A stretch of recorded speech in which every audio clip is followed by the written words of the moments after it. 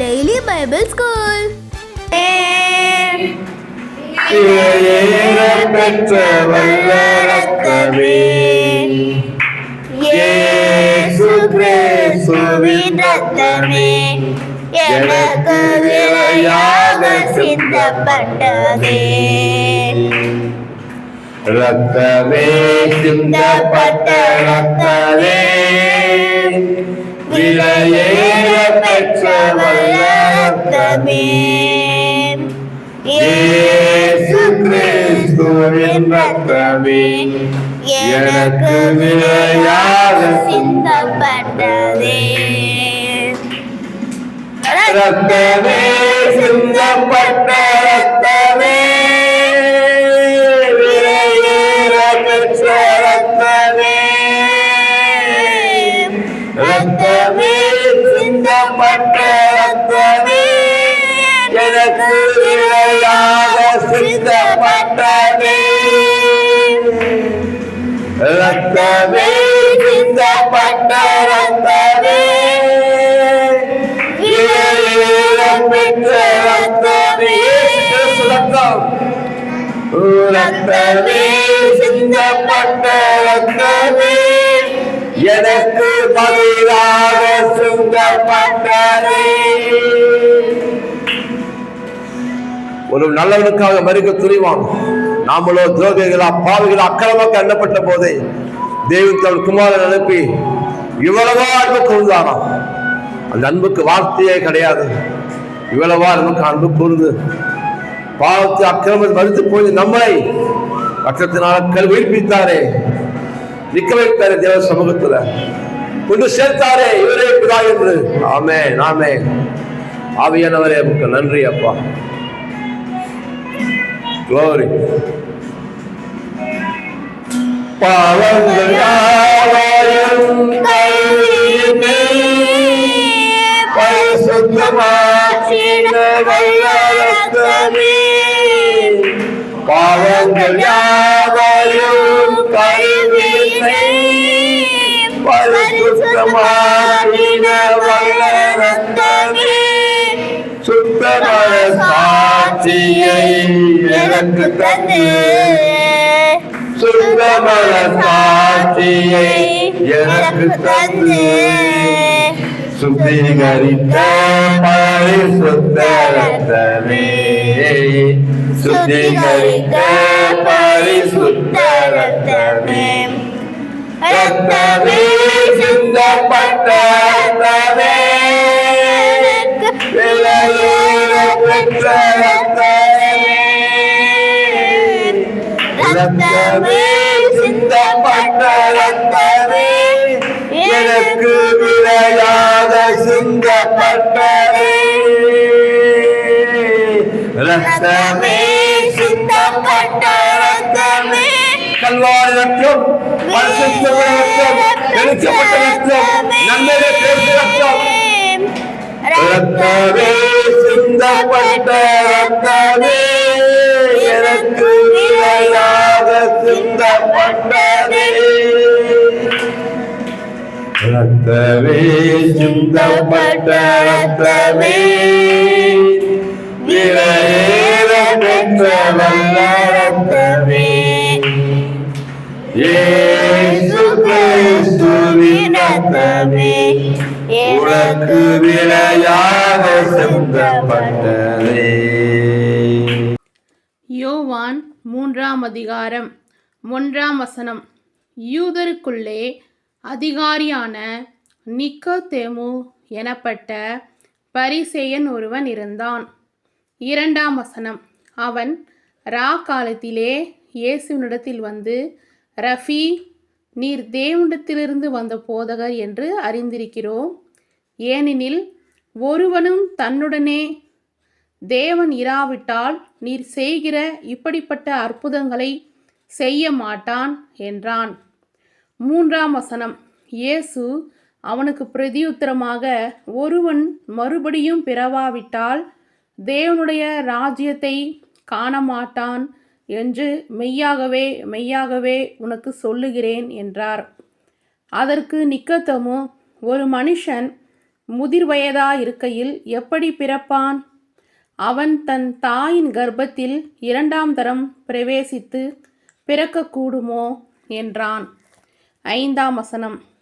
இயேசு பிரதியுத்தரமாக, ஒருவன் ஜலத்தினாலும் ஆவியினாலும் பிறவாவிட்டால் தேவனுடைய ராஜ்யத்தில் பிரவேசிக்க மாட்டான் என்று மெய்யாகவே மெய்யாகவே உனக்கு சொல்லுகிறேன்.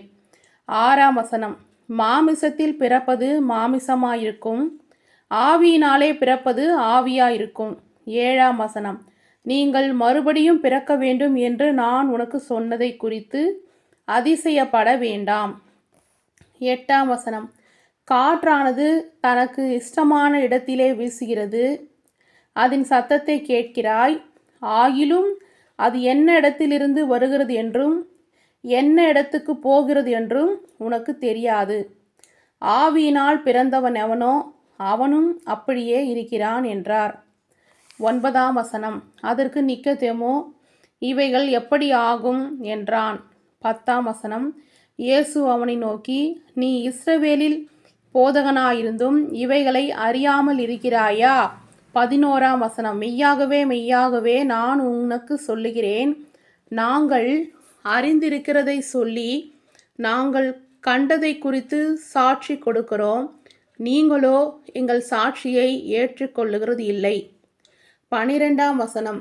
பூமிக்கடுத்த காரியங்களை நான் உங்களுக்கு சொல்லியும் நீங்கள் விசுவாசிக்கவில்லையே, பரம காரியங்களை உங்களுக்கு சொல்வேனானால் எப்படி விசுவாசிப்பீர்கள்? 13ஆம் வசனம். பரலோகத்தில் இறங்கினவரும் பரலோகத்தில் இருக்கிறவருமான மனுஷகுமாரனே அல்லாமல் பரலோகத்துக்கு ஏறினவன் ஒருவனும் இல்லை. 14ஆம் வசனம். சர்ப்பமானது மோசேயினால் வனாந்தரத்திலே உயர்த்தப்பட்டது போல மனுஷகுமாரனும். 15ஆம் வசனம். தன்னை விசுவாசிக்கிறவன் எவனோ அவன் கெட்டு போகாமல் நித்திய ஜீவனை அடையும்படிக்கு உயர்த்தப்பட வேண்டும். 16ஆம் வசனம். தேவன் தம்முடைய ஒரே பேரான குமாரனை விசுவாசிக்கிறவன் எவனோ அவன் கெட்டு போகாமல் நித்திய ஜீவனை அடையும்படிக்கு அவரை தந்துருளி இவ்வளவாய் உலகத்தில் அன்பு கூர்ந்தார். 17ஆம் வசனம்.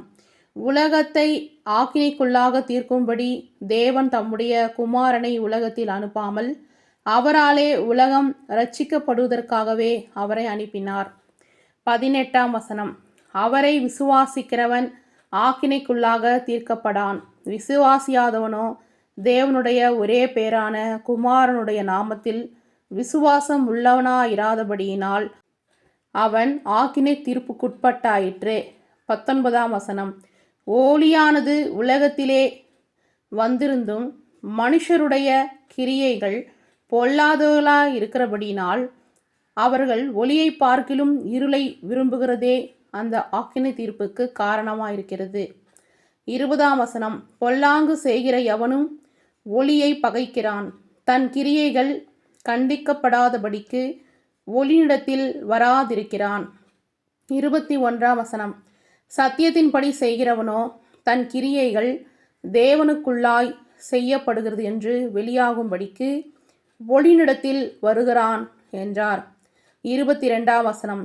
இவைகளுக்கு பின்பு இயேசுவும் அவருடைய சீஷரும் யூதேயா தேசத்திற்கு வந்தார்கள். அங்கே அவர் அவர்களோடே சஞ்சரித்து ஞானஸ்தானம் கொடுத்து வந்தார். 23ஆம் வசனம். சாலிம் ஊருக்கு சமீபமான ஆயினோன் என்னும் இடத்திலே தண்ணீர் மிகுதியாயிருந்தபடினால் யோவானும் அங்கே ஞானஸ்தானம் கொடுத்து வந்தான். ஜனங்கள் அவனிடத்தில் வந்து ஞானஸ்தானம் பெற்றார்கள். 24ஆம் வசனம். அக்காலத்திலே யோவான் காவலில் வைக்கப்பட்டிருக்கவில்லை. 25ஆம் வசனம். அப்பொழுது யோவானுடைய சீஷரில் சிலருக்கும் யூதாருக்கும் சுத்திகரிப்பை குறித்து வாக்குவாதம் உண்டாயிற்று. 26ஆம் வசனம். அவர்கள் யோவானிடத்தில் வந்து, ரஃபி, உம்முடனே கூட யோர்தானுக்கு அக்கறையில் ஒருவர் இருந்தாரே, அவரை குறித்து நீரும் சாட்சி கொடுத்தீரே, இதோ அவர் ஞானஸ்தானம் கொடுக்கிறார், எல்லோரும் அவரிடத்தில் போகிறார்கள் என்றார்கள். 27ஆம் வசனம். யோவான் பிரதியுத்தரமாக, பரலோகத்திலிருந்து ஒருவனுக்கு கொடுக்கப்பட்டால் ஒழிய அவன் ஒன்றையும் பெற்றுக்கொள்ள மாட்டான். 28 நான் கிறிஸ்துவல்ல, அவருக்கு முன்னாக அனுப்பப்பட்டவன் என்று நான் சொன்னதற்கு நீங்களே சாட்சிகள். 29 மணவாட்டியை உடையவனே மணவாளன், மணவாளனுடைய தோழனோ அங்கே நின்று அவருடைய சொல்லை கேட்கிறவனாய் மணவாளனுடைய சத்தத்தை குறித்து மிகவும் சந்தோஷப்படுகிறான். இந்த சந்தோஷம் இப்பொழுது எனக்கு சம்பூர்ணமாயிற்று. 30 அவர் பெருகவும் நான் சிறுகவும் வேண்டும். 31 உன்னதத்திலிருந்து வருகிறவர் எல்லோரிலும் மேலானவர், பூமியிலிருந்துண்டானவன் பூமியின் தன்மையுடையவனாயிருந்து பூமிக்கடுத்தவைகளையே பேசுகிறான். பரலோகத்திலிருந்து வருகிறவர் எல்லோரிலும் மேலானவர். 32 தாம் கண்டதையும் கேட்டதையும் சாட்சியாக சொல்லுகிறார், அவருடைய சாட்சியை ஒருவனும் ஏற்றுக்கொள்ளுகிறது இல்லை. 33 அவருடைய சாட்சியை ஏற்றுக்கொள்ளுகிறவன் தேவன் சத்தியமுள்ளவர் என்று முத்திரை போட்டு நிச்சயப்படுத்துகிறான். 34 தேவனால் அனுப்பப்பட்டவர் தேவனுடைய வார்த்தைகளை பேசுகிறார், தேவன் அவருக்கு தமது ஆவியை அளவில்லாமல் கொடுத்திருக்கிறார். 35 பிதாவானவர் குமாரனில் அன்பாயிருந்து எல்லாவற்றையும் அவர் கையில் ஒப்பு கொடுத்திருக்கிறார். 36 குமாரனிடத்தில் விசுவாசமாயிருக்கிறவன் நித்திய ஜீவனை உடையவனாயிருக்கிறான். குமாரனை விசுவாசியாதவனோ ஜீவனை காண்பது இல்லை, தேவனுடைய கோபம் அவன் மேல் நிலை நிற்கும் என்றான்.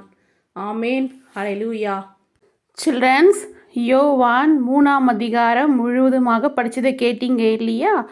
யோவான் 3 30 இப்படியாக எழுதியிருக்கிறது, அவர் பெருகவும் நான் சிறுகவும் வேண்டும் அப்படின்னு யார் சொல்கிறாங்க?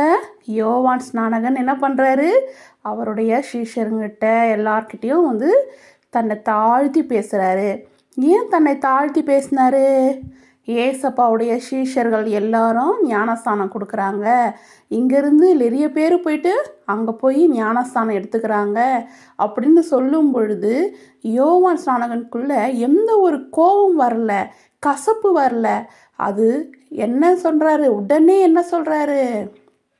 பரலோகத்திலிருந்து கொடுக்கப்பட்டால் ஒழிய ஒருவனும் ஒன்றையும் பெற்றுக்கொள்ள முடியாது.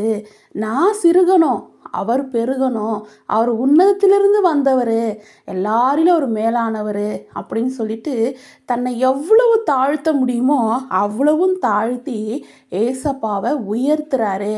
சில்ட்ரன்ஸ், இன்னைக்கு நம்ம தன்னை தாழ்த்தி நம்ம பேசுகிறோமா? நம்ம பெற்றோரிடையில், நம்முடைய உறவுகள் இடையில், நம்முடைய நண்பர்கள் இடையில் தாழ்மையான ஒரு பேச்சு இருக்கா? தாழ்மையுள்ளவனுக்கு தேவன் கிருபை அளிக்கிறார்.